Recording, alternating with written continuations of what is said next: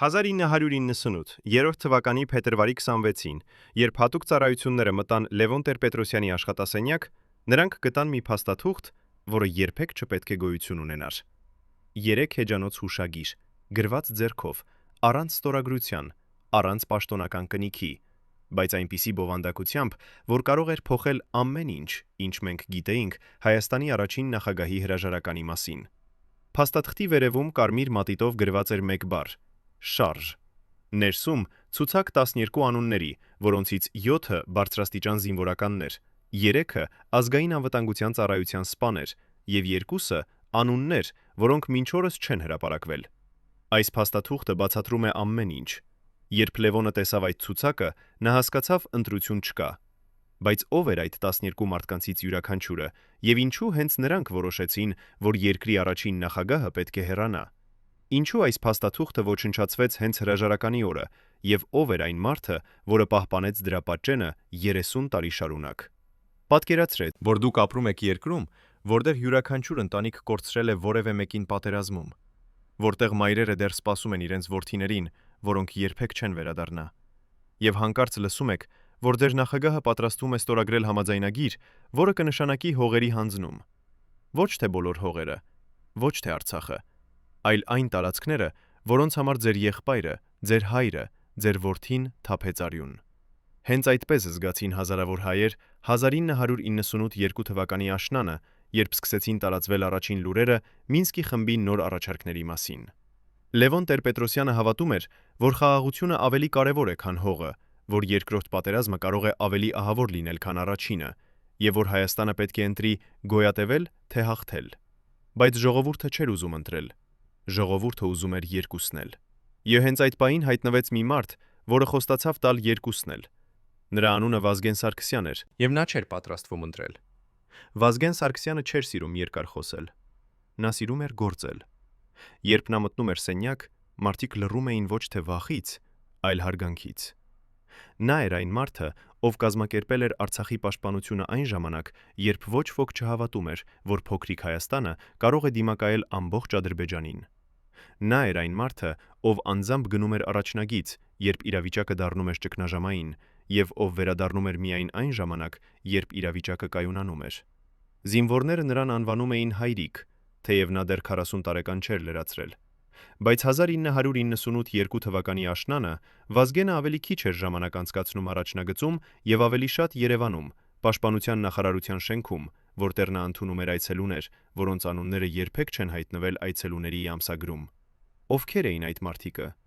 Ինչու նրանք գալիս էին գիշերները, երբ պաշտոնական աշխատանքային օրը վերջացած էր։ Ինչու Վազգենի անձնական վարորդը յուրաքանչյուր այդպիսի հանդիպումից հետո տանում էր իր ավտոմեքենան լվացման, թեև եղանակը չոր էր և փոշի չկար։ 1998 թվականի նոյեմբերի սկզբին Երևանում տարածվեց լուր, որը պաշտոնապես ոչ ոք չհաստատեց, բայց բոլորը գիտեին։ Լևոն Տեր-Պետրոսյանը պատրաստվում էր ստորագրել փաստաթուղթ, որը կոչվում էր «Փուլային լուծում»։ Այս փաստաթուղթը նախատեսում էր, որ Հայաստանը կվերադարձնի Ադրբեջանին 5 շրջան՝ Քելբաջար, Լաչին, Ագդամ, Ջաբրայիլ և Ֆիզուլի, իսկ Արցախի կարգավիճակի հարցը կմնար բանակցությունների թեմա։ Երևանի փողոցներում մարդիկ սկսեցին հավաքվել փոքր խմբերով, խոսել ցածր ձայնով, նայել միմյանց աչքերի մեջ և տեսնել նույն հարցը. ինչպես կարող է նախագահը հանձնել այն, ինչի համար մենք արդեն վճարել ենք արյունով։ Բայց Լևոնը տեսնում էր այլ նկար։ Նա տեսնում էր երկիր, որը տնտեսապես խեղդվում էր, որտեղ միջին աշխատավարձը կազմում էր $30 ամսական, որտեղ էլեկտրականությունը գալիս էր օրական 2 ժամ, որտեղ հիվանդանոցներում չկային դեղորայք, և որտեղ յուրաքանչյուր ձմեռ մարդիկ մահանում էին ցրտից։ Նա տեսնում էր, որ երկրորդ պատերազմը կարող է լինել ավելի ահավոր, քան առաջինը, և որ Հայաստանը պարզապես չի ունենա ռեսուրսներ դիմակայելու նոր հարձակման։ Նա հավատում էր, որ փրկելու երկիրը նշանակում է ընտրել ճիշտ պահը զիջելու համար, որպեսզի ապագայում կարողանաս վերադառնալ ավելի ուժեղ։ Բայց Վազգեն Սարգսյանը մտածում էր այլ կերպ։ Նրա համար հողը չէր նշանակում միայն տարածք քարտեզի վրա։ Դա նշանակում էր գերեզմաններ, որտեղ թաղված էին նրա ընկերները։ Դա նշանակում էր դիրքեր, որտեղ նա անձամբ կանգնած էր հարձակման ժամանակ։ Դա նշանակում էր արյուն, որը թափվել էր յուրաքանչյուր քառակուսի կիլոմետրի համար։ Երբ նրան ասացին Լևոնի պլանների մասին, նա լռեց երկար ժամանակ, նայեց պատուհանից դեպի Արարատ լեռը, որը երբեք չէր վերադարձել Հայաստանին, եւ ասաց միայն մեկ նախադասություն. «Մենք չենք կարող կորցնել այն, ինչ արդեն մեկ անգամ կորցրել ենք»։ Այդ նախադասությունը լսեցին 12 մարդ, Եվ յուրաքանչյուրը հասկացավ. որոշումը կայացված է։ բայց ով էին այդ 12 մարդիկը, եւ ինչպես նրանք պատրաստվեցին կատարել այն, ինչ պատմության մեջ կմնա որպես փետրվարյան իրադարձություններ։ 1998 թվականի դեկտեմբերին Երևանը ապրում էր տարօրինակ լարվածության մեջ։ Մարդիկ գիտեին, որ ինչ-որ բան պատրաստվում է, բայց ոչ ոք չգիտեր ինչ հենց։ Պաշտպանության նախարարությունում Վազգեն Սարգսյանը հանդիպում էր իր մերձավորների հետ ամեն երեկո ժամը 9:00-ից հետո, երբ պաշտոնական աշխատակիցները արդեն հեռանում էին։ Այդ հանդիպումներին ներկա էին մարդիկ, որոնց անունները հայտնի են յուրաքանչյուր հայի՝ Վազգեն Մանուկյան, Սերժ Սարգսյան, Սամվել Բաբայան եւ ուրիշներ, որոնց անունները մինչ օրս մնում են գաղտնի։ Նրանք քննարկում էին ոչ թե ռազմական օպերացիաներ, այլ քաղաքական գործողությունների պլան, որը պետք է իրականացվեր առանց արյունահեղության, առանց հեռաշրջման, բայց այնպես, որ Լևոն Տեր-Պետրոսյանը հասկանա, նա չի կարող շարունակել իր ճանապարհը։ Ինչպես կարելի է հեռացնել նախագահին առանց ուժի կիրառման։ Ինչպես կարելի է ստիպել մարդուն հրաժարվել իշխանությունից, պահպանելով նրա արժանապատվությունը եւ երկրի կայունությունը։ Վազգենը գիտեր պատասխանը։ Պետք է ցույց տալ, որ նա մենակ է, որ նույնիսկ իր իսկ թիմը չի աջակցում նրան, եւ որ շարունակելը նշանակում է ոչ թե փրկել երկիրը, այլ մղել այն քաղաքացիական պատերազմի։ 1998 թվականի հունվարի երկրորդ կեսին սկսվեց այն, ինչ պատմաբանները հետագայում կանվանեն լուռ ճնշում։ Մեկ առ մեկ Լևոն Տեր-Պետրոսյանի ամենամոտ համագործակիցները սկսեցին հրապարակավ հայտարարել, որ նրանք չեն համաձայն նախագահի քաղաքականության հետ։ Առաջինը եղավ Վազգեն Մանուկյանը, վարչապետը, ով հունվարի 11-ին հրապարակեց հայտարարություն, որտեղ գրված էր, որ Հայաստանը չի կարող ընդունել Մինսկի խմբի առաջարկները այն տեսքով, ինչպես դրանք ներկայացված են։ Երկրորդը եղավ Սերժ Սարգսյանը, ներքին գործերի եւ ազգային անվտանգության նախարարը, ով հունվարի 12-ին հայտարարեց, որ ուժային կառույցները չեն կարող երաշխավորել կարգը, եթե ժողովուրդը դուրս գա փողոց բողոքելու հողերի հանձնման դեմ։ Երրորդը, չորրորդը, հինգերորդը։ Մեկ առ մեկ նախարարները, գեներալները, խորհրդականները սկսեցին հեռանալ Լևոնի շուրջը ձևավորված շրջանակից։ Յուրաքանչյուր հրաժարական, յուրաքանչյուր հրապարակային հայտարարություն էր եւս մեկ հարված, որը թուլացնում էր նախագահի դիրքերը։ Բայց ամենաուժեղ հարվածը դեռ չէր եկել։ Հունվարի 20-րդին, երբ արդեն պարզ էր, որ Լևոնը կորցրել է իր թիմի մեծ մասի աջակցությունը, Վազգեն Սարգսյանը որոշեց անել վերջին քայլը։ Նա գնաց նախագահական պալատ, ոչ թե որպես պաշտպանության նախարար, այլ որպես մարդ, ով ներկայացնում էր զինված ուժերի կարծիքը։ Այդ հանդիպման մասին գոյություն ունեն միայն երկու վկայություն։ Մեկը Լևոն Տեր-Պետրոսյանի մերձավորից, մյուսը Վազգենի անձնական վարորդից, ով սպասում էր դրսում եւ տեսավ, թե ինչպես երկու մարդիկ մտան շենք, լարված դեմքերով, եւ ինչպես դուրս եկան 2 ժամ անց։ Վազգենը նույն արտահայտությամբ, Լևոնը 10 տարով ավելի ծեր Երևալով։ Ինչ խոսեցին այդ երկու մարդիկը այդ 2 ժամվա ընթացքում։ Վազգենը սպառնաց, թե համոզեց։ Նա ասաց, որ բանակը չի հնազանդվի հրամանին հողերը հանձնել, թե ասաց, որ շարունակելը նշանակում է քաղաքացիական պատերազմ։ Կամ թերևս նա պարզապես ցույց տվեց այն փաստաթուղթը, 12 անունների ցուցակը, եւ Լևոնը հասկացավ, որ պայքարելու իմաստ չկա։ Փետրվարի 3-ին ժամը 11-ին առավոտյան Լևոն Տեր-Պետրոսյանը հրապարակեց իր հրաժարականը։ Պաշտոնական տեքստում գրված էր, որ նա հեռանում է, քանի որ չի կարող շարունակել իր պաշտոնավարումը առանց իր թիմի աջակցության, եւ որ նա չի ուզում, որ երկիրը ընկնի քաղաքական ճգնաժամի մեջ։ Բայց ամենակարևոր նախադասությունը գտնվում էր վերջում։ Ես հեռանում եմ, որպեսզի Հայաստանը պահպանի իր ճանապարհը դեպի խաղաղություն եւ կայունություն։ Այդ բառերը կարդալով հազարավոր հայեր հասկացան, որ Լևոնը ընտրել է երկրի կայունությունը իր իշխանության նկատմամբ, եւ որ նա հեռանում է ոչ թե որպես պարտված, այլ որպես մարդ, ով կատարեց վերջին ծառայությունը իր ժողովրդին։ Բայց արդյոք դա ճշմարտությունն էր, թե պարզապես գեղեցիկ պատմություն, որը պետք էր պատմել, որպեսզի երկիրը չընկնի քաոսի մեջ։ Ով գիտի ճշմարտությունը այն 2 ժամվա մասին, երբ Վազգենը եւ Լևոնը խոսեցին առանձին։ Եվ արդյոք մենք երբևէ կիմանանք, թե ինչ գնով եկավ այդ խաղաղ անցումը։ Փետրվարի 4-ին Երևանի փողոցներում տիրում էր տարօրինակ լռություն։ Մարդիկ չէին հավատում, որ ամեն ինչ ավարտվեց առանց արյունահեղության, առանց տանկերի փողոցներում, առանց ձերբակալությունների եւ հալածանքների։ Վազգեն Սարգսյանը չտվեց հարցազրույց, չհրապարակեց հայտարարություն, չանցավ հաղթական երթով քաղաքով։ Նա պարզապես վերադարձավ իր աշխատասենյակ պաշտպանության նախարարությունում եւ շարունակեց իր աշխատանքը, կարծես ոչինչ չէր տեղի ունեցել։ Բայց բոլորը գիտեին, որ ամեն ինչ փոխվել է։ Հայաստանում այլևս չկար նախագահ, ով հավատում էր, որ խաղաղությունը կարելի է գնել հողի գնով։ Այժմ իշխանության մեջ էին մարդիկ, ովքեր հավատում էին, որ Հայաստանը պետք է պաշտպանի յուրաքանչյուր թիզ հող, որը նվաճվել է արյունով, եւ որ ոչ մի բանակցություն չարժե այն զոհերին, որոնք արդեն տրվել են։ Սակայն արդյոք այդ համոզմունքը կփրկեր Հայաստանը, թե կմղեր այն դեպի նոր ողբերգություն, որի մասին Լևոնը նախազգուշացրել էր։ Պատմությունը կտա պատասխան այդ հարցին, բայց ոչ այն օրը, ոչ այն տարին եւ ոչ այն սերնդի ժամանակ։ 30 տարի անց, երբ արխիվները սկսեցին բացվել եւ վկաները սկսեցին խոսել, մենք իմացանք, որ փետրվարյան իրադարձությունները ոչ թե պատահական էին, այլ մանրակրկիտ պլանավորված օպերացիա, որը տևեց 3 ամիս եւ ներառեց տասնյակ մարդկանց, զինվորականներից մինչև քաղաքական գործիչներ, լրագրողներից մինչև բիզնեսմեններ։ Յուրաքանչյուրը խաղաց իր դերը, եւ յուրաքանչյուրը գիտեր, որ սխալը կկարող է արժենալ ոչ միայն իր կարիերային, այլև իր կյանքին։ Բայց նրանք բոլորը հավատացին Վազգեն Սարգսյանին, ով խոստացավ, որ ամեն ինչ կանցնի առանց արյան, առանց քաոսի, եւ որ Հայաստանը կդուրս գա այս ճգնաժամից ավելի ուժեղ, քան մինչ այդ։ Արդյոք նա կատարեց իր խոստումը։ Արդյոք Հայաստանը իսկապես դարձավ ավելի ուժեղ, թե պարզապես փոխեց մեկ խնդիրը մյուսով։ Ամենակարևորը։ Արդյոք այն 12 մարդիկը, ովքեր կազմակերպեցին այս լուր հեղաշրջումը, գործեցին երկրի շահերից ելնելով, թե իրենց սեփական հզորության ձգտումից։ 1993 թվականի մարտին Հայաստանում սկսվեց նոր դարաշրջան։ Ռոբերտ Քոչարյանը, ով եկավ Արցախից եւ ով համարվում էր Վազգեն Սարգսյանի մերձավորը, դարձավ վարչապետ, իսկ հետագայում նախագահ։ Վազգենը մնաց պաշտպանության նախարար, բայց բոլորը գիտեին, որ իրական իշխանությունը նրա ձեռքում է։ Նա էր այն մարդը, ում խոսքը վերջնական էր բանակում, ում կարծիքը որոշիչ էր անվտանգության հարցերում եւ ում հեղինակությունը անվիճելի էր ժողովրդի մեջ։ Մարդիկ սկսեցին նրան անվանել Հայաստանի փրկիչ, Արցախի հերոս, ազգային առաջնորդ։ Բայց Վազգենը չսիրեց այդ տիտղոսները։ Նա ասում էր, որ իր գործը դեռ չի ավարտվել, որ Հայաստանը դեռ պետք է անցնի երկար ճանապարհ եւ որ իրական հաղթանակը կգա միայն այն ժամանակ, երբ երկիրը կդառնա ուժեղ ոչ միայն զինվորականորեն, այլև տնտեսապես, քաղաքականորեն, մշակութային առումով։ Նա երազում էր Հայաստանի մասին, որը կլինի ինքնաբավ, ժողովրդավարական եւ որտեղ յուրաքանչյուր քաղաքացի կկարողանա ապրել արժանապատվությամբ։ Բայց երազանքները եւ իրականությունը հաճախ չեն համընկնում։ 1998 թվականից մինչև 1999 թվականը Հայաստանը ապրեց տնտեսական ճգնաժամի, քաղաքական անկայունության եւ սոցիալական լարվածության մեջ։ Միջին աշխատավարձը դեռ մնում էր ցածր՝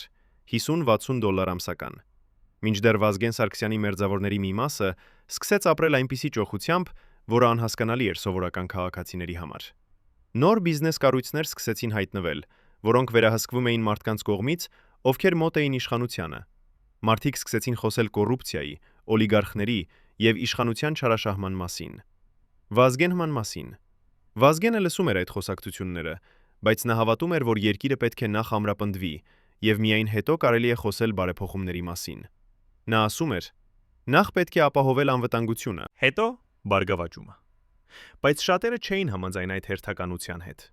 1999 թվականի հոկտեմբերի 27-ին տեղի ունեցավ այն, ինչ ոչ ոք չէր կարող պատկերացնել։ Ազգային ժողովի նիստի ժամանակ, երբ Վազգեն Սարգսյանը, Քարեն Դեմիսճյանը եւ ուրիշ բարձրաստիճան պաշտոնյաներ քննարկում էին երկրի ապագան, մի խումբ զինված մարդիկ մտավ դահլիճ եւ սկսեց կրակել։ 9 րոպեում ամեն ինչ ավարտվեց։ Վազգեն Սարգսյանը, ով վերապրել էր Արցախյան պատերազմի ամենաարյունալի ճակատամարտերը, ով խուսափել էր տասնյակ մահափորձերից, ով համարվում էր անդառնալի, ընկավ ազգային ժողովի հատակին, առանց հնարավորության պաշտպանվելու։ Նրա հետ մեկտեղ մահացան եւս 7 մարդ, այդ թվում Քարեն Դեմիսճյանը, խորհրդարանի նախագահը, ով համարվում էր Հայաստանի քաղաքական կյանքի հիմնասյուներից մեկը։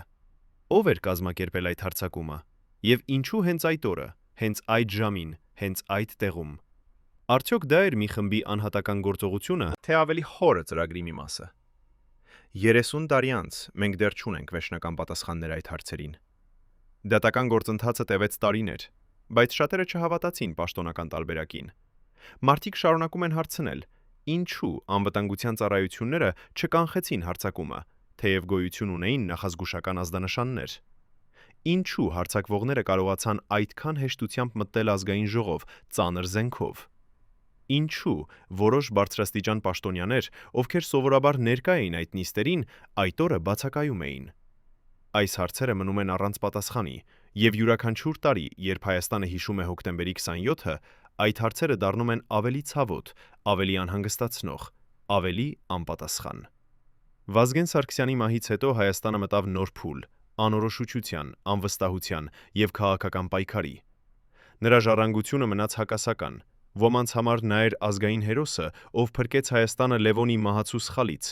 ուրիշների համար նա էր մարդը, ով սկսեց օլիգարխիայի դարաշրջանը Հայաստանում։ Բայց բոլորը համաձայն են մեկ բանի. Վազգեն Սարգսյանը էր վերջին մարդը, ով կարողանում էր միավորել Հայաստանի տարբեր ուժերը, զինվորականներից մինչև քաղաքական գործիչներ,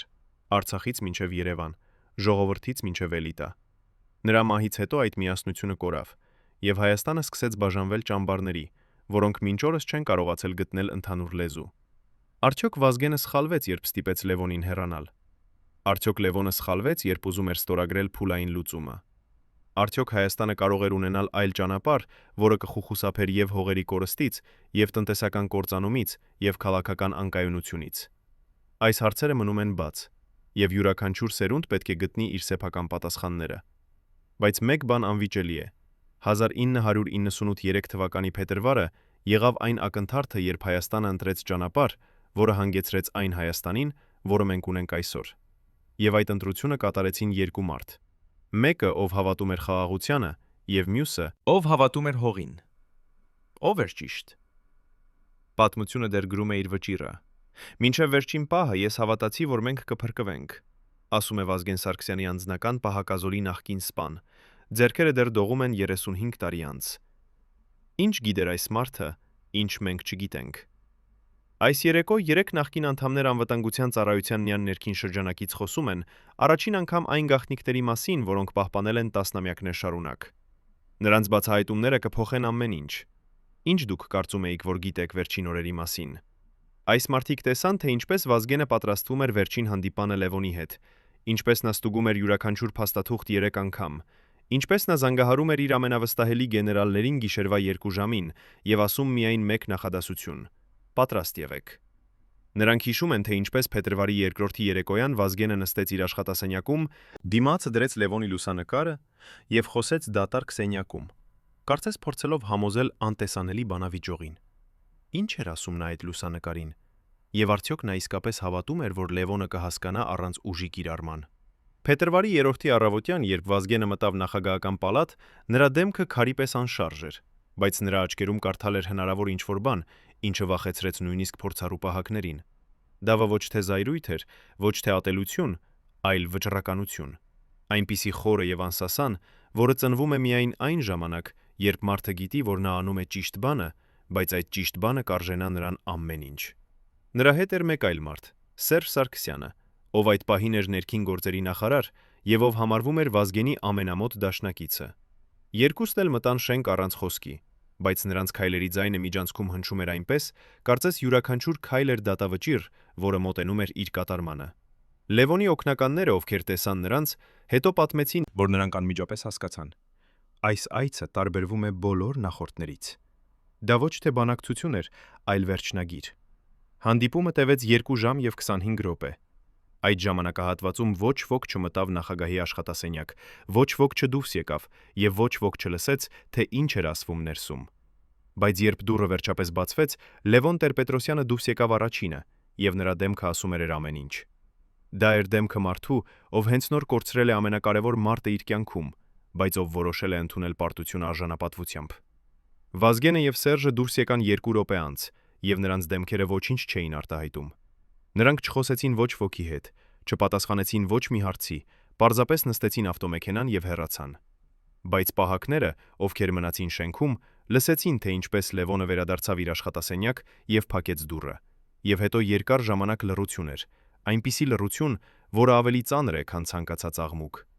Ինչ մտածեց Լևոնը այդ լռության մեջ, եւ արդյոք նա երբևէ ներեց Վազգենին այն, ինչ տեղի ունեցավ այդ 2 ժամ 25 րոպեի ընթացքում։ Փետրվարի 3-ի կեսօրին, երբ Լևոնի հրաժարականի լուրը տարածվեց Երևանում, քաղաքը ապրեց տարօրինակ զգացում։ Ոչ թե ուրախություն, ոչ թե վիշտ, այլ շփոթվածություն։ Մարդիկ չէին հասկանում, արդյոք նրանք պետք է տոնեն, որ հողերը չեն հանձնվի, թե սգան, որ երկիրը կորցրեց իր առաջին նախագահին այնպիսի ձևով, որը նման էր հեղաշրջման, թեև պաշտոնապես դա հեղաշրջում չէր։ Վազգեն Սարգսյանը չհայտնվեց հրապարակում, չտվեց հայտարարություններ, չընդունեց շնորհավորանքներ։ Նա մնաց իր աշխատասենյակում, պաշտպանության նախարարությունում եւ շարունակեց աշխատել։ Կարծես այդ օրը սովորական օր էր։ Բայց նրա մերձավորները նկատեցին, որ նա փոխվել է։ Նա դարձել է ավելի լուռ, ավելի խորհրդածու, եւ երբ նրան հարցնում էին, թե ինչպես է զգում, նա պատասխանում էր միայն «Գործը դեռ չի ավարտվել»։ Ինչ նկատի ուներ նա այդ խոսքերով, եւ արդյոք նա արդեն գիտեր, որ Լևոնի հեռացումը միայն սկիզբն է ավելի երկար եւ ավելի բարդ պատմության, որը կավարտվի նրա սեփական ողբերգական վախճանով։ Մարտի սկզբին, երբ Ռոբերտ Քոչարյանը դարձավ վարչապետ, Հայաստանում սկսվեց նոր դարաշրջան, որը շատերը անվանեցին Արցախյան դարաշրջան։ Քոչարյանը, ով եկել էր Արցախից եւ ով համարվում էր Վազգենի ամենամոտ դաշնակիցը, բերեց իր հետ նոր մարդկանց, նոր մոտեցումներ, նոր խոսքեր։ Նա խոսում էր ուժի լեզվով, ոչ թե դիվանագիտության։ Նա խոստանում էր, որ Հայաստանը կդառնա ուժեղ պետություն, որը չի մվախենա ոչ ոքից եւ որը կպաշտպանի իր շահերը ցանկացած գնով։ Մարդիկ, ովքեր հոգնել էին տնտեսական դժվարություններից եւ քաղաքական անորոշությունից, ուզում էին հավատալ այդ խոստումներին։ Նրանք ուզում էին ուժեղ առաջնորդ, ով կլուծի նրանց խնդիրները արագ եւ վճռական։ Բայց արդյոք Քոչարյանը կարող էր լինել այդ առաջնորդը, եւ արդյոք Վազգենը, ով իրականում վերահսկում էր իրավիճակը յետնաբեմում, ուներ պլան, թե ինչպես վերափոխել Հայաստանը իր տեսլականի համաձայն։ 1998-3 թվականի գարնանը եւ ամռանը Վազգեն Սարգսյանը սկսեց իրականացնել ծրագիր, որը նա անվանում էր Ամրապնդում։ Այս ծրագիրը ներառում էր բանակի բարեփոխում, անվտանգության ծառայությունների վերակազմակերպում եւ ամենակարևորը՝ նոր տնտեսական կառույցների ստեղծում, որոնք պետք է ֆինանսավորեին պետական անվտանգությունը։ Պաշտոնապես այս կառույցներ էին մասնավոր ընկերություններ, որոնք զբաղվում էին ներմուծմամբ, արտահանմամբ, շինարարությամբ եւ այլ բիզնես գործունեությամբ։ Բայց իրականում այս ընկերությունների շահույթի զգալի մասը գնում էր բանակի եւ անվտանգության ծառայությունների ֆինանսավորմանը, այն ժամանակ, երբ պետական բյուջեն չէր կարող ապահովել անրովել անհրաժեշտ միջոցները։ Վազգենը հավատում էր, որ այս համակարգը ժամանակավոր է, որ երբ երկիրը ամրապնդվի, այն կկարողանա անցնել ավելի թափանցիկ տնտեսությանը։ Բայց այս համակարգը ստեղծեց նաև նոր խնդիրներ՝ կոռուպցիա, օլիգարխիա եւ իշխանության կենտրոնացում փոքր խմբի ձեռքում։ Սովորական հայ քաղաքացին, ով աշխատում էր գործարանում կամ դպրոցում, ստանում էր ամսական $50, եթե ստանում էր, քանի որ շատ տևերում աշխատավարձերը ուշանում էին ամիսներով։ Միևնույն ժամանակ, Վազգենի մերձավորներից մեկը, ով վերահսկում էր բենզինի ներմուծումը, կառուցեց Երևանում նոր առանձնատուն՝ 3 հարկանի, մարմարե սանդուղքներով, իտալական կահույքով եւ լողավազանով, որի շինարարությունը արժեց $300,000։ Երբ լրագրողները հարցրին, թե որտեղից է այդ գումարը, պատասխանը եղավ՝ իրավաչափ բիզնես գործունեությունից։ Բայց մարդիկ չէին հավատում, եւ նրանք սկսեցին խոսել, որ նոր իշխանությունը տարբերվում է հին իշխանությունից միայն անուններով, բայց ոչ էությամբ։ Վազգենը լսում էր այս խոսակցությունները, եւ դրանք նրան անհանգստացնում էին, բայց նա հավատում էր, որ երբ անվտանգությունը ապահովվի, նա կկարողանա զբաղվել արդարության եւ թափանցիկության հարցերով։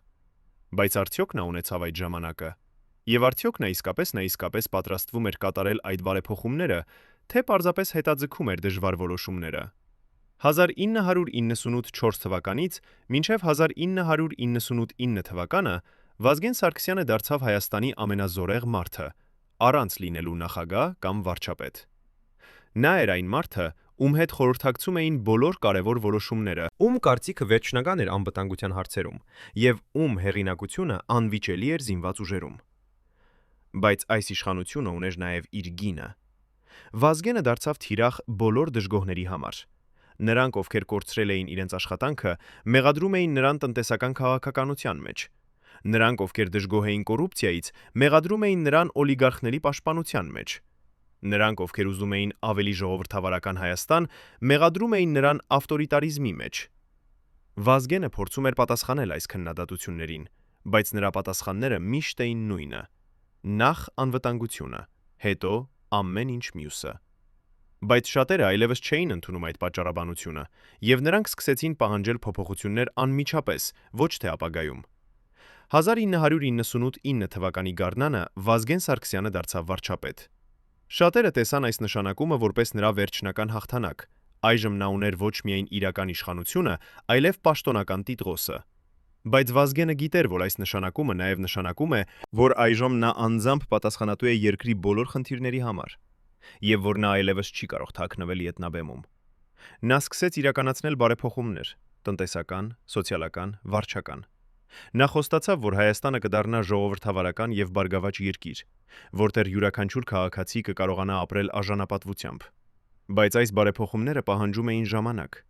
եւ ժամանակը հենց այն բանն էր, ինչը Վազգենը չուներ։ Նրա թշնամիները, ովքեր կային եւ ներսում եւ դրսում, սպասում էին իրենց պահին, եւ այդ պահը եկավ ավելի շուտ, քան ցանկացած մեկը կարող էր պատկերացնել։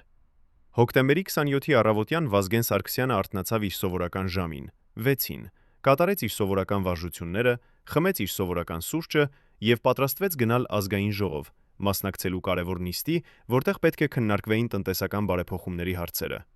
Նա չգիտեր, որ այդ օրը կլինի նրա վերջին օրը, որ այդ նիստը կդառնա նրա վերջին նիստը, Եվ որ այդ առավոտյան նա վերջին անգամ էր տեսնում արևածագը։ Երբ նա նստեց ավտոմեքենան եւ մեկնեց դեպի ազգային ժողով, նրա անձնական վարորդը նկատեց, որ Վազգենը ավելի լուռ է, քան սովորաբար, բայց նա չհարցրեց ոչինչ, քանի որ նա գիտեր, որ Վազգենը սիրում է լռությունը առավոտյան։ Արդյոք Վազգենը զգում էր, որ ինչ-որ բան սխալ է, արդյոք նա ուներ նախազգուշական նշաններ, որոնք նա անտեսեց, թե այդ օրը սկսվեց որպես սովորական օր, որը վերածվեց ողբերգության առանց որևէ նախազգուշացման։ Ազգային ժողովի դահլիճում, երբ Վազգենը նստեց իր տեղում եւ սկսեց նայել փաստաթղթերին, որոնք պետք է քննարկվեին, նա չնկատեց, որ մի խումբ մարդիկ մտնում են շենք, ծանր պայուսակներով, որոնց ներսում էին ավտոմատ զենքեր։ Անվտանգության ծառայությունը, որը պետք է ստուգեր յուրաքանչյուր այցելուի, այդ օրը թույլ տվեց այդ մարդկանց անցնել առանց մանրակրկիտ ստուգման։ Ինչու՞։ Արդյոք դա էր անփութություն, թե դավադրություն։ Արդյոք անվտանգության ծառայության որոշ անդամներ գիտեին, թե ինչ պատրաստվում է, եւ թույլ տվեցին ձդրան տեղի ունենալ, թե նրանք պարզապես չկատարեցին իրենց պարտականությունները։ Այս հարցերը մնացին առանց պատասխանի, բայց դրանց պատասխանները կարող էին փոխել ամբողջ պատմությունը։ Ժամը 11-ին եւ 25 րոպեին, երբ նիստը լիովին ընթացքի մեջ էր, դահլիճի դռները բացվեցին եւ մի խումբ զինված մարդիկ մտան ներս։ Առաջինը, ով տեսավ նրանց, եղավ падգամավորներից մեկը, ով նստած էր դռան մոտ, եւ նա ունեցավ ժամանակ միայն բացականչելու. «Ինչ է սա», նախքան կրակոցները սկսվեցին։ Վազգեն Սարգսյանը, ով նստած էր ամենաառաջին շարքում, փորձեց ելնել իր տեղից, բայց նա չունեցավ ժամանակ նույնիսկ հասկանալու, թե ինչ է տեղի ունենում։ Կրակոցները տևեցին 9 րոպե, բայց այդ 9 րոպեն բավական էին, որպեսզի փոխվեր Հայաստանի ողջ ապագան։ Եվ կրակոցները դադարեցին, դահլիճի հատակին ընկած էին 9 մարդ, այդ թվում Վազգեն Սարգսյանը եւ Քարեն Դեմիրճյանը, երկու մարդիկ, ովքեր համարվում էին Հայաստանի ամենազորեղ քաղաքական գործիչները։ Ո՞վ էր կազմակերպել այդ հարձակումը եւ ինչու հենց այդ օրը, հենց այդ ժամին, հենց այդ տեղում։ Արդյոք դա էր մի խմբի անհատական գործողությունը, թե ավելի խորը ծրագրի մի մասը, որը մինչ օրս մնում է գաղտնիք։ Պատկերացրեք, որ դուք եք այն 12 մարդկանցից մեկը, ովքեր գիտեին ամեն ինչ Վազգեն Սարգսյանի մասին, յուրաքանչյուր բժշկական գաղտնիք, յուրաքանչյուր փախուստի պլան, յուրաքանչյուր թաքնված թունել Երևանի տակ։ Այժմ պատկերացրեք, որ դուք պետք է ընտրեք՝ պահպանել ձեր հավատարմությունը, թե փրկել ձեր կյանքը։ 1998 թվականի հոկտեմբերի 22-ին այս մարդիկ կատարեցին ընտրություն,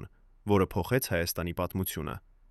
Ինչն ստիպեց նրանց դավաճանել իրենց գերագույն ղեկավարին։ Այս 12 մարդիկ չէին սովորական պահակներ կամ օգնականներ։ Նրանք էին ներքին շրջանակի անդամները, մարդիկ, ովքեր մտնում էին Վազգենի աշխատասենյակ առանց թակելու, ովքեր գիտեին նրա բոլոր հեռախոսազանգերի կոդերը, ովքեր ներկա էին այն գիշերային հանդիպումներին, որտեղ որոշվում էր երկրի ճակատագիրը։ Նրանցից յուրաքանչյուրը ստացել էր անձնական նվերներ Վազգենից, ոսկե ժամացույցներ, բնակարաններ, խոստումներ կարիերայի համար։ Բայց հոկտեմբերի 22-ին, երբ անվտանգության ծառայության հատուկ բաժինը սկսեց հարցաքննել բոլորին, ովքեր աշխատում էին ազգային ժողովի անվտանգության համակարգում, պարզվեց, որ այդ 12 մարդկանցից 6-ը այդ օրը բացակայում էին իրենց աշխատանքային տեղերից։ Պաշտոնական բացատրությունը՝ հիվանդություն, անձնական խնդիրներ, արձակուրդ։ Բայց իրականում նրանք գիտեին, որ ինչ-որ բան պատրաստվում է, եւ նրանք ընտրեցին չլինել այնտեղ։ Ով նախազգուշացրեց նրանց, եւ ինչու նրանք չնախազգուշացրեցին Վազգենին։ Վազգեն Սարգսյանի վերջին ամիսները լի էին տարօրինակ նշաններով, որոնք նրա մերձավորները նկատեցին, բայց որոնց նշանակությունը հասկացան միայն հետագայում։ 1999 թվականի սեպտեմբերին Վազգենը սկսեց տառապել անքնությունից։ Նրա անձնական բժիշկը, ով ծառայել էր նրան 10 տարի շարունակ, նկատեց, որ Վազգենը պահանջում է ավելի ու ավելի ուժեղ դեղամիջոցներ, նախ թեթև հանգստացնողներ, հետո ավելի ուժեղ պրեպարատներ, վերջապես դեղեր, որոնք սովորաբար նշանակվում են միայն ծանր դեպրեսիայի ժամանակ։ Երբ բժիշկը հարցրեց, թե ինչու է նա այդքան անհանգիստ, Վազգենը պատասխանեց միայն. «Ես տեսնում եմ երազներ, որոնք չեն թողնում ինձ»։ Ինչ երազներ էին դրանք, եւ արդյոք դրանք պարզապես էին անքնության արդյունք, թե ինչ-որ ներքին զգացում, որ նրա ժամանակը սպառվում է։ Բժիշկը պահպանեց այդ խոսակցությունների գաղտնիությունը 30 տարի, բայց 1999 թվականի հոկտեմբերի 28-ին, երբ նա լսեց Վազգենի մահվան լուրը, նա հիշեց այդ խոսակցությունները եւ հասկացավ, որ Վազգենը գուցե գիտեր ավելին, քան ցույց էր տալիս։ Հոկտեմբերի սկզբին Վազգենի վարքագիծը դարձավ ավելի տարօրինակ։ Նա, ով միշտ եղել էր կարգապահ եւ կանխատեսելի իր ռեժիմում, սկսեց փոխել իր ամենօրյա ճանապարհորդությունների երթուղիները։ Նրա անձնական վարորդը հիշում է, որ Վազգենը յուրաքանչյուր առավոտ տալիս էր տարբեր հրահանգներ, երբեմն նրանք գնում էին աշխատանք հիմնական ճանապարհով, երբեմն շրջանցիկ փողոցներով, երբեմն Վազգենը պահանջում էր կանգնել անսպասելի տեղերում եւ սպասել 5 րոպե առանց բացատրության։ Երբ վարորդը հարցրեց, թե ինչու են այս փոփոխությունները, Վազգենը ասաց. «Երբ դու դառնում ես կանխատեսելի, դու դառնում ես խոցելի»։ Բայց ովից էր նա վախենում, եւ արդյոք նա ստացել էր կոնկրետ սպառնալիքներ, թե պարզապես զգում էր, որ վտանգը մոտենում է։ Նրա անձնական պահակազորի հրամանատարը հետագայում պատմեց, որ հոկտեմբերի 15-ին Վազգենը կանչեց նրան եւ ասաց. «Եթե ինձ հետ ինչ-որ բան պատահի, դու պետք է իմանաս, որ ես պահպանել եմ բոլոր փաստաթղթերը անվտանգ տեղում։ Դրանց տեղադրությունը գիտեն միայն 3 մարդ, եւ դու նրանցից մեկն ես»։ Բայց երբ Վազգենը մահացավ, այդ փաստաթղթերը երբեք չգտնվեցին, եւ այդ 3 մարդկանցից 2-ը մերժեցին, որ նրանք ինչ-որ բան գիտեն այդ մասին։ Հոկտեմբերի 26-ին, 1 օր առաջ ողբերգությունից, Վազգեն Սարգսյանը կատարեց ինչ-որ բան, ինչը նա երբեք չէր արել իր ողջ քաղաքական կարիերայի ընթացքում։ Նա գնաց եկեղեցի։ Վազգենը չէր եղել կրոնական մարդ։ Նա հավատում էր ավելի շատ գործողություններին, քան աղոթքներին։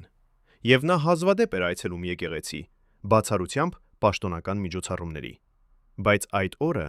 նա մտավ Սուրբ Գրիգոր Լուսավորիչ եկեղեցի առանց պահակների, առանց պաշտոնական ուղեկցության, պարզապես որպես սովորական մարդ։ Նա նստեց վերջին շարքում, մոտ 30 րոպե մնաց լռության մեջ,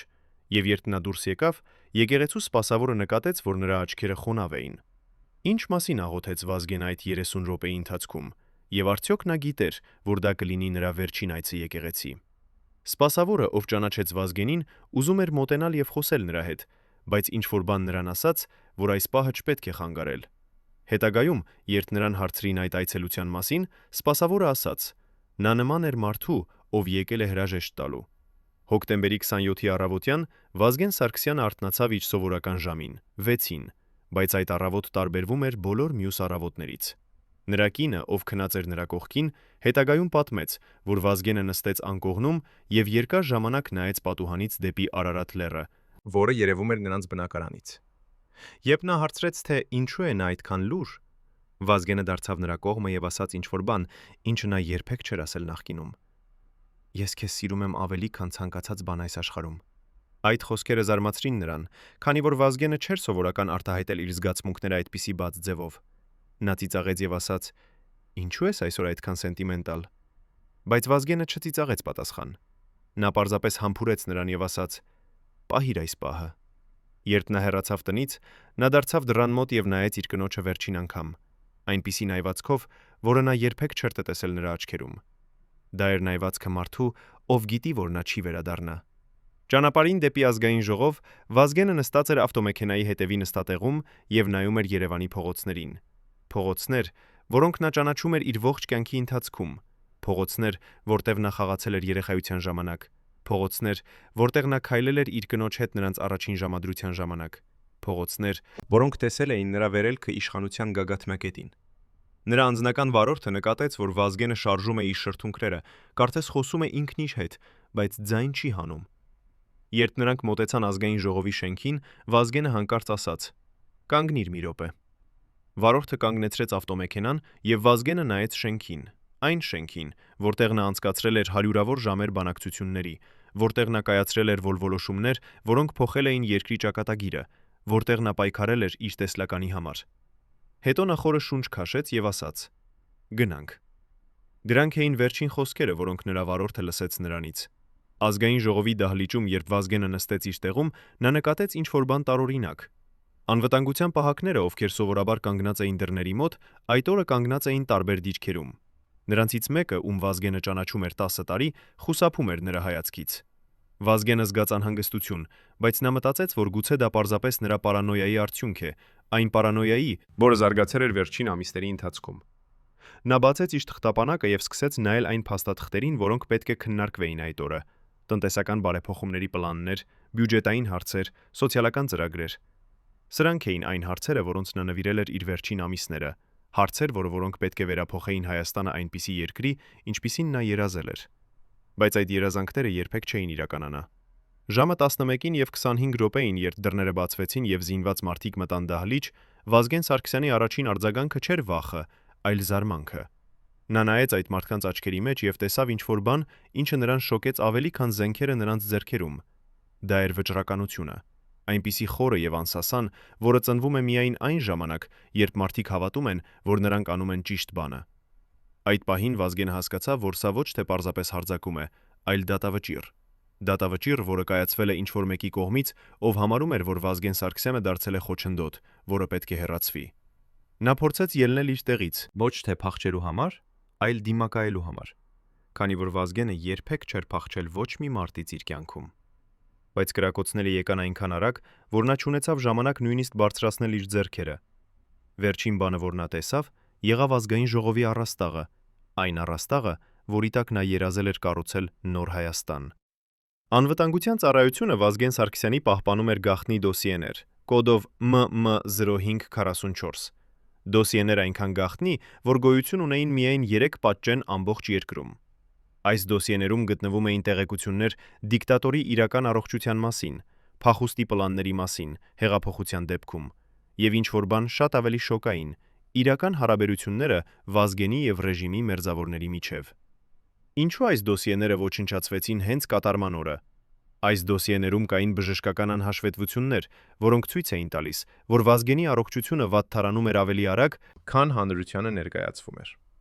1998-9 թվականի ամռանը նրա անձնական բժիշկը գրել էր գաղտնի հաշվետվություն, որտեղ նշված էր, որ Վազգենը տառապում է ծանր սթրեսից, որը դրսևորվում է անքնությամբ, գլխացավերով եւ սրտի ռիթմի խանգարումներով։ Բժիշկը նշանակել էր դեղամիջոցներ, որոնք սովորաբար տրվում են միայն ծանր դեպրեսիայի դեպքերում, բայց Վազգենը հրաժարվել էր դրանք ընդունել պարբերաբար, քանի որ նա վախենում էր, որ դեղերը կթուլացնեն նրա մտավոր կարողությունները։ Այս հաշվետվությունը երբեք չհրապարակվեց, եւ այն ոչնչացվեց հոկտեմբերի 28-ին, 2 օր անց ողբերգությունից։ Ով տվեց հրաման ոչնչացնել այս փաստաթուղթը, եւ ինչու այն համարվեց այնքան վտանգավոր, որ պետք է անհետանար։ Վազգենի անձնական արխիվում, որը պահվում էր նրա տան գաղտնի սենյակում, գտնվում էին նաև այլ փաստաթղթեր, որոնք երբեք չտեսան լույսը։ Այնտեղ էին նամակներ արտասահմանյան գործընկերներից, ովքեր նախազգուշացնում էին նրան, որ նրա դեմ պատրաստվում է դավադրություն։ Այնտեղ էին ձայնագրություններ հեռախոսային զրույցների, որտեղ քննարկվում էին պլաններ նրա հեռացման համար։ Այնտեղ էին նաև անձնական նշումներ, որտեղ Վազգենը գրել էր իր մտքերը եւ վախերը։ Մեկ նշումում, որը թվագրված է 1998-9 թվականի սեպտեմբերի 15-ով, Վազգենը գրել է. «Ես զգում եմ, որ ինչ-որ բան փոխվել է։ Մարդիկ, ում ես վստահում էի, այլևս չեն նայում իմ աչքերի մեջ։ Ես գիտեմ, որ նրանք պատրաստվում են ինչ-որ բանի, բայց ես չգիտեմ ինչի։ Գուցե ես պարանոիկ եմ դարձել, կամ գուցե ես վերջապես տեսնում եմ ճշմարտությունը»։ Այս նշումները գտնվեցին միայն 2 տարի անց ողբերգությունից, երբ նրա ընտանիքը վերջապես ստացավ թույլտվություն մտնել այդ սենյակ։ Բայց մինչ այդ շատ այլ փաստաթղթեր արդեն անհետացել էին։ Հոկտեմբերի 28-ին, երբ քննիչները սկսեցին ուսումնասիրել ազգային ժողովի անվտանգության համակարգը, նրանք հայտնաբերեցին ինչ-որ բան, որը նրանց շոկեց։ Այդ օրը, երբ տեղի ունեցավ հարձակումը, անվտանգության տեսախցիկների 12-ից 6-ը չէին աշխատում։ Պաշտոնական բացատրությունը տեխնիկական խափանում։ Բայց երբ տեխնիկական փորձագետները ստուգեցին այդ տեսախցիկները, նրանք հայտնաբերեցին, որ դրանք չէին խափանված, այլ անջատված, ձեռքով, ներսից, մարդու կողմից, ով ուներ մուտքի կոդերը համակարգին։ Ով էր այդ մարդը, եւ ինչու նա անջատեց տեսախցիկները հենց այդ օրը, հենց այն ժամերին, երբ պատրաստվում էր հարձակումը։ Քննիչները փորձեցին գտնել այդ մարդուն, բայց բոլոր հետքերը հանգեցրին փակուղու։ Անվտանգության համակարգի մուտքի կոդերը ուներ 15 մարդ, եւ յուրաքանչյուրը ուներ ալիբի այդ ժամերի համար։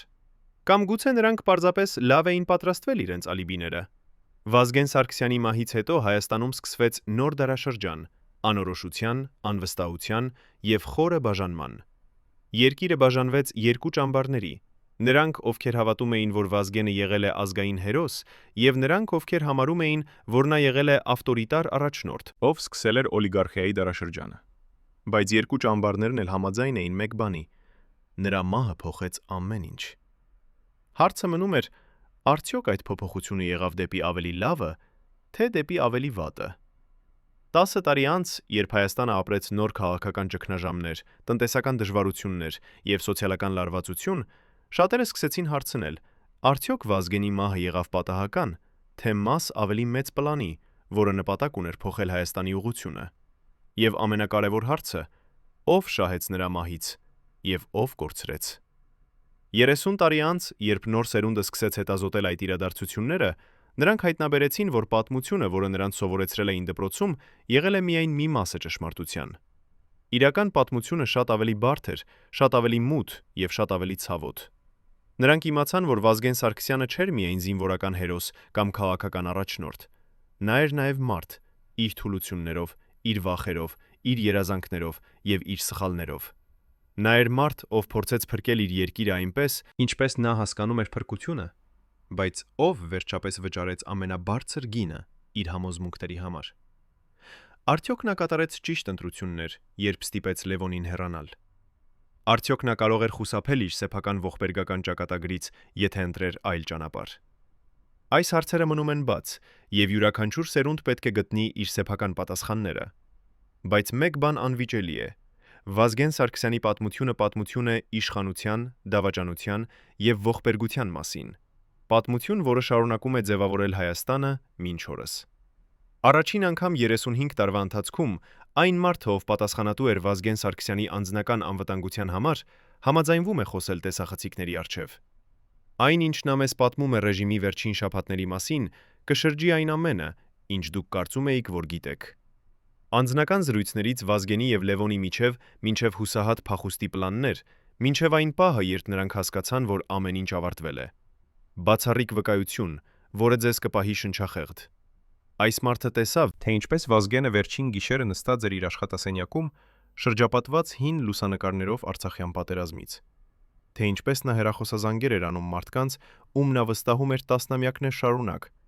եւ թե ինչպես յուրաքանչյուր զրույցից հետո նրա դեմքը դառնում էր ավելի ու ավելի մռայլ։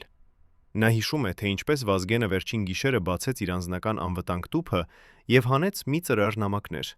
Նամակներ, որոնք գրված էին նրա ձեռքով, բայց որոնք երբեք չէին ուղարկվել։ Ում էին հասցեագրված այդ նամակները, եւ ինչու Վազգենը երբեք չուղարկեց դրանք։ Արդյոք դրանք էին նրա վերջին խոստովանությունները, թե նրա վերջին նախազգուշացումները մարդկանց, ում նա սիրում էր։ Հոկտեմբերի 26-ի երեկոյան, երբ Երևանը արդեն մտել էր իր սովորական երեկոյան ռիթմի մեջ, Վազգեն Սարգսյանի տանը տեղի ունեցավ ինչ-որ բան, որը նրա ընտանիքի անդամները երբեք չէին տեսել նախկինում։ Վազգենը հավաքեց իր ամենամոտ մարդկանց՝ իր կնոջը, իր երեխաներին, իր եղբորը, եւ նրանց ասաց, որ նա ուզում է խոսել նրանց հետ ինչ-որ բանի մասին, որը երկար ժամանակ պահել է իր մեջ։ Նրանք նստեցին հյուրասենյակում եւ Վազգենը սկսեց պատմել իր կյանքի պատմությունը։ Ոչ թե պաշտոնական տարբերակը, որը բոլորը գիտեին, այլ իրական պատմությունը։ Նրա վախերի, նրա կասկածների, նրա զղջումների մասին։ Նա պատմեց, թե ինչպես նա ստիպված էր կատարել ընտրություններ, որոնք նրան ցավեցրին, թե ինչպես նա երբեմն արթնանում էր գիշերվա մեջ, մտածելով արդյոք նա արեց ճիշտ բանը, երբ ստիպեց Լևոնին հեռանալ։ Նա ասաց, որ նա երբեք չէր ուզում դառնալ քաղաքական գործիչ, որ նա միշտ ուզել է լինել պարզապես զինվորական, ով պաշտպանում է իր երկիրը, բայց որ կյանքը նրան տարավ այլ ուղղությամբ։ Նրա կինը տեսավ, որ նրա աչքերում արցունքներ կային, եւ դա նրան շոկեց, քանի որ նա երբեք չէր տեսել Վազգենին լացող։ Երբ նա ավարտեց իր պատմությունը, Նա ասաց մի նախադասություն, որը նրանք երբեք չեն մոռանա. Եթե վաղը ինձ հետ ինչ-որ բան պատահի, ես ուզում եմ, որ դուք իմանաք, որ ամեն ինչ ես արեցի ձեզ համար եւ մեր երկրի համար։ Այդ գիշերը Վազգենը չքնեց։ Նրա անձնական պահակը, ով պահպանում էր նրա տան անվտանգությունը, տեսավ լույսը Վազգենի աշխատասենյակում ամբողջ գիշեր։ Առավոտյան ժամը 5-ին, երբ նա մտավ ներս հարցնելու, թե արդյոք Վազգենը ուզում է սուրճ, նա տեսավ նրան նստած գրասեղանի մոտ, շրջապատված թղթերով, փաստաթղթերով, լուսանկարներով։ Վազգենը նայեց նրան եւ ժպտաց, այնպիսի հոգնած ժպիտով, որը խոսում էր ավելի շատ, քան 1000 բառ։ Նա ասաց. «Գիտես, ես ամբողջ գիշեր մտածում էի այն մասին, թե ինչպես ես ուզում էի, որ Հայաստանը լիներ, եւ թե ինչպիսին այն իրականում դարձավ։ Մենք երազում էինք երկրի մասին, որտեղ յուրաքանչյուր երեխա կկարողանա ապրել խաղաղության մեջ, որտեղ յուրաքանչյուր ընտանիք կունենա հաց իր սեղանին, որտեղ յուրաքանչյուր մարդ կկարողանա քայլել փողոցում առանց վախի։ Բայց փոխարենը մենք ստեղծեցինք երկիր, որտեղ իշխանությունը կենտրոնացած է փոքր խմբի ձեռքում, որտեղ սովորական մարդիկ դեռ պայքարում են գոյատևելու համար, որտեղ կոռուպցիան դարձել է կյանքի մի մասը։ Արդյոք մենք սխալվեցինք ուղղությունը, թե պարզապես չունեցանք բավական ժամանակ ավարտելու այն, ինչ սկսեցինք»։ Հոկտեմբերի 27-ի առավոտյան, երբ Վազգենը պատրաստվում էր հեռանալ տնից, նա կատարեց ինչ-որ բան, որը նա երբեք չէր արել նախկինում։ Նա գնաց իր երեխաների սենյակ եւ արթնացրեց նրանց, թեև դեռ շատ վաղ էր։ Նա նստեց նրանց անկողնու եզրին եւ ասաց. «Ես ուզում եմ, որ դուք միշտ հիշեք, որ ձեր հայրը ձեզ սիրում է ավելի, քան ցանկացած բան այս աշխարհում։ Եվ ես ուզում եմ, որ դուք միշտ հպարտ լինեք լինել հայ, անկախ նրանից, թե ինչ կլինի ապագայում»։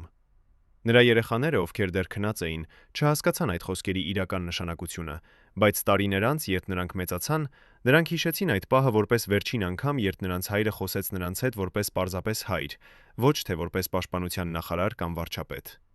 Երբ նա հեռանում էր տնից, նա դարձավ դռան մոտ եւ նայեց իր ընտանիքին վերջին անգամ։ Նրա կինը, ով կանգնած էր միջանցքում, նրա երեխաները, ովքեր դեռ կիսաքուն էին, նրա տունը, որտեղ նա անցկացրել էր իր ամենաերջանիկ պահերը։ Հետո նա փակեց դուռը եւ երբեք այլևս չվերադարձավ։ Ճանապարհին դեպի ազգային ժողով Վազգենի ավտոմեքենան անցավ այն փողոցներով, որտեղ նա տեսել էր Հայաստանի վերափոխումը վերջին 10 տարիների ընթացքում։ Նա տեսավ նոր շենքերը, որոնք կառուցվել էին, նոր խանութները, որոնք բացվել էին, նոր մարդկանց, ովքեր քայլում էին փողոցներում, երիտասարդներ, ովքեր ծնվել էին անկախ Հայաստանում եւ ովքեր երբեք չէին ապրել սովետական միության ներքո։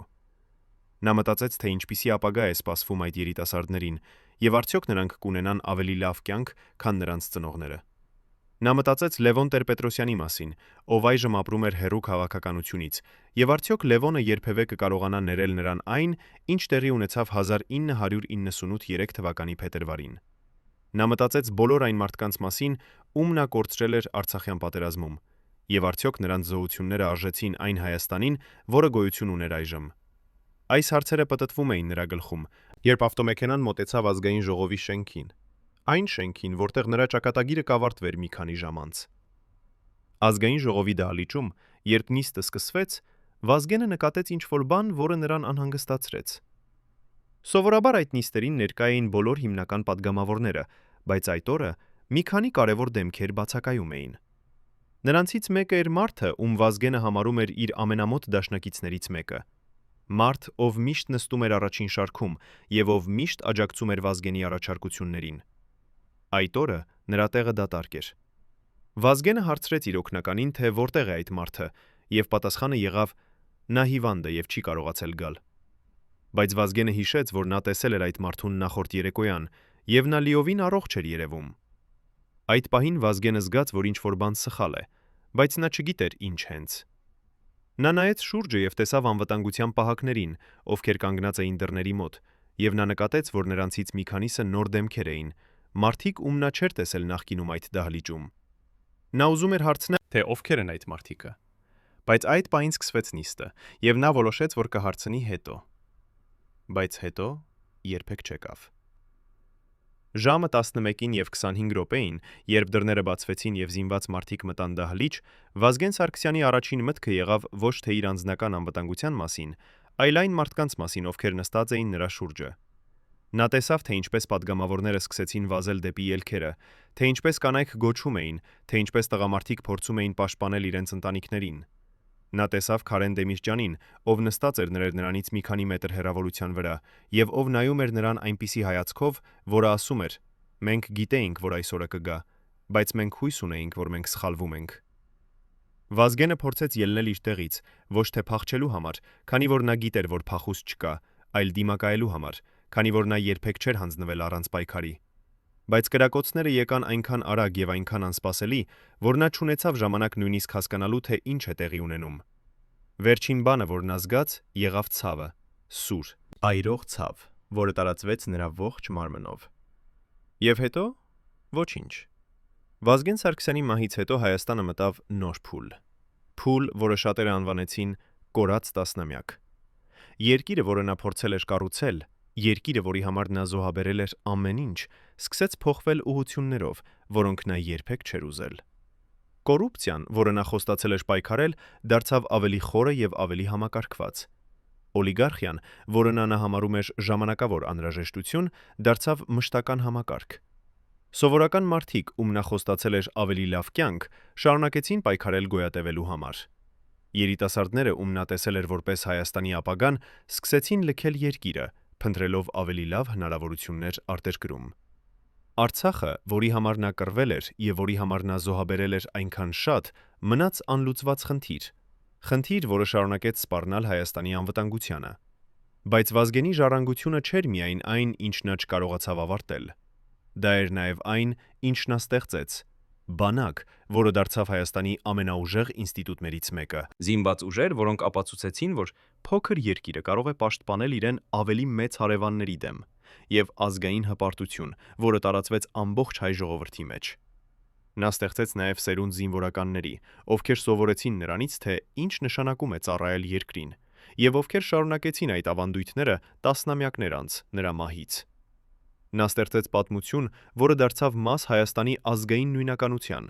պատմություն հերոսության, զոհաբերության եւ անսասան պայքարի մասին։ Լևոն Տեր-Պետրոսյանը, ով ապրեց երկար տարիներ Վազգենիի մահից հետո, երբեք հրապարակավ չխոսեց այն 2 ժամ 25 րոպեի մասին, երբ նա եւ Վազգենը խոսեցին առանձին 1998-3 թվականի փետրվարի 3-ին։ Բայց նրա մերձավորները ասում են, որ նա երբեմն հիշում էր այդ հանդիպումը, եւ երբ նա դա անում էր, նրա դեմքը դառնում էր տխուր եւ խորհրդածու։ Մի անգամ, երբ նրան հարցրին, թե արդյոք նա զղջում է իր որոշումների համար, որոնք հանգեցրին նրա հրաժարականին, նա պատասխանեց. «Ես զղջում եմ ոչ թե այն, ինչ ես արեցի, այլ այն, ինչ ես չկարողացա անել։ Ես չկարողացա համոզել Վազգենին, որ խաղաղությունը ավելի կարևոր է, քան հողը, եւ նա չկարողացավ համոզել ինձ, որ հողը ավելի կարևոր է, քան խաղաղությունը։ Մենք երկուսս էլ հավատում էինք, որ մենք փրկում ենք Հայաստանը, բայց գուցե մենք երկուսս էլ սխալվեցինք»։ Հարցը, որը մնում է անպատասխան, այն է.